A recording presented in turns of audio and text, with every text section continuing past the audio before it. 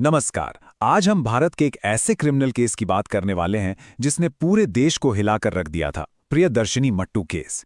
ये सिर्फ एक केस नहीं है, बल्कि ये कहानी है न्याय के लिए एक दशक तक चली लंबी लड़ाई की। एक ऐसी लड़ाई जो पूरे देश के लिए एक मिसाल बन गई।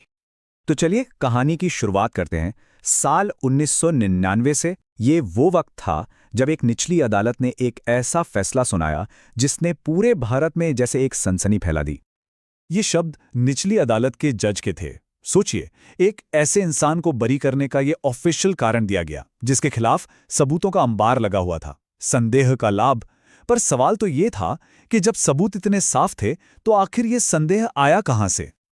और यही वो सवाल है जो आज हमारी इस पूरी पड़ताल के केंद्र में है। आखिर कैसे एक ऐसा केस जिसमें डीएनए प्रूफ था, फिंगरप्रिंट्स थे, गवाह थे, सब कुछ था, वो बरी होने पर खत्म हो गया।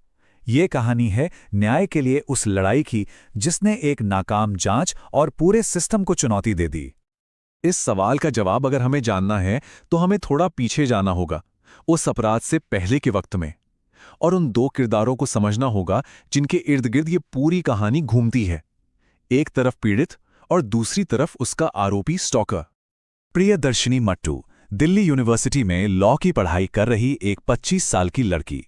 वो बहुत होनहार थीं। उनकी आंखों में जज बनने का सपना था। उनके दोस्त, उनके प्रोफेसर्स सब उनकी काबिलियत का लोहा मानते थे। और यहाँ पर दोनों किरदारों के बीच का फर्क बिल्कुल साफ दिखता है। एक तरफ प्रियदर्शिनी जो अपने दम पर अपने सपने पूरे करना चाहती थीं, और दूसरी तरफ था संतोष कुमार सिंह।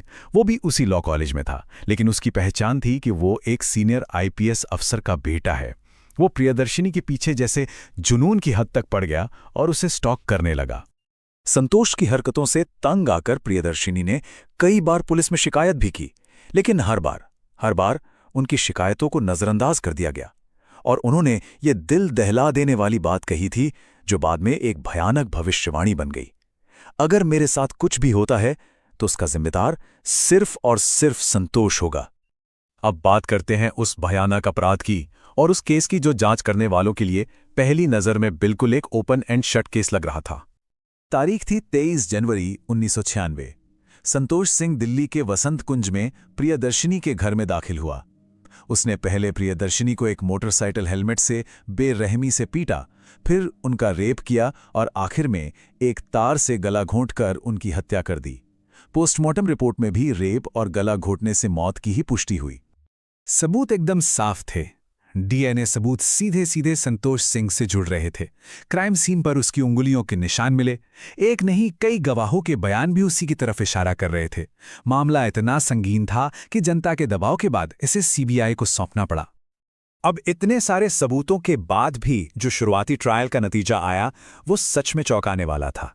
चलिए देखते हैं कि आखिर न्याय उस मोड़ पर आकर कैसे और क्यों हार गया। फैसला था बरी। जी हां, 1999 में निचली अदालत ने संतोष सिंह को सारे आरोपों से बरी कर दिया। ये फैसला उन तमाम सबूतों के बिल्कुल उलट था जो हमने अभी-अभी देखे।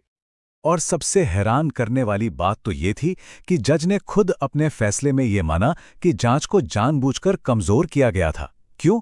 क्योंकि आरोपी का पिता एक बहुत प्रभावशाली पुलिस अधिकारी था। इस एक बात ने पूरे देश में गुस्से की एक लहर दौड़ा दी। और यहीं से शुरू होती है एक पिता की अपनी बेटी को न्याय दिलाने के लिए एक लंबी और मुश्किल लड़ाई। एक ऐसी लड़ाई जो एक अकेले इंसान की पूरे सिस्टम के खिलाफ थी। पूरे 10 साल। सोचिए जरा, एक दशक लग गया न्याय पाने के इस संघर्ष में। ये लड़ाई सिर्फ एक पिता की नहीं थी, इसे जनता का भी भारी दबाव मिला। और प्रियदर्शिनी के पिता चमनलाल मट्टू के उस अटूट इरादे ने इसे जिंदा रखा, जिन्होंने कभी हार नहीं मानी। देखिए, ये कानूनी लड़ाई कई पड़ावों से गुजरी। 1999 में, जैसा हमने देखा, निचली अदालत ने संतोष सिंह को बरी कर दिया।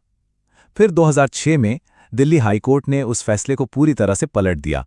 सिंह को रेप और मर्डर का दोषी ठहराया और उसे मौत की सजा सुनाई। और आखिर में 2010 में सुप्रीम कोर्ट ने दोष सिद्धि को तो सही माना, लेकिन सजा को मौत से बदलकर उम्र कैद कर दिया। दिल्ली हाईकोर्ट के शब्द बहुत मायने रखते थे। उन्होंने इस अपराध को एक क्रूर और ठंडे खून से की गई हत्या कहा।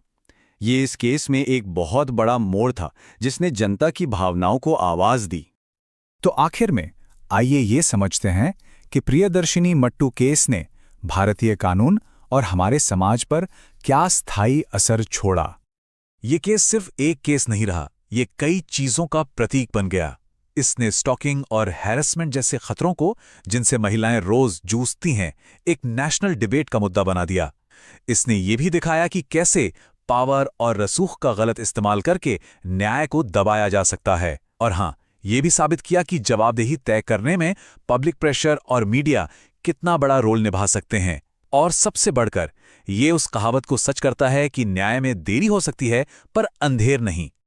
इस केस के बाद जो गुस्सा और बहस छिड़ी, उसने भारत के कानूनी सिस्टम में बड़े सुधारों की मांग को बहुत तेज कर दिया। बातें होने लगीं कि रेप जैसे मामलों के लिए फास्ट ट्रैक कोर्ट्स बने, पीड़ितों और गवाहों को बेहतर सुरक्षा मिले और पुलिस की जांच में ज्यादा जवाबदेही तय हो।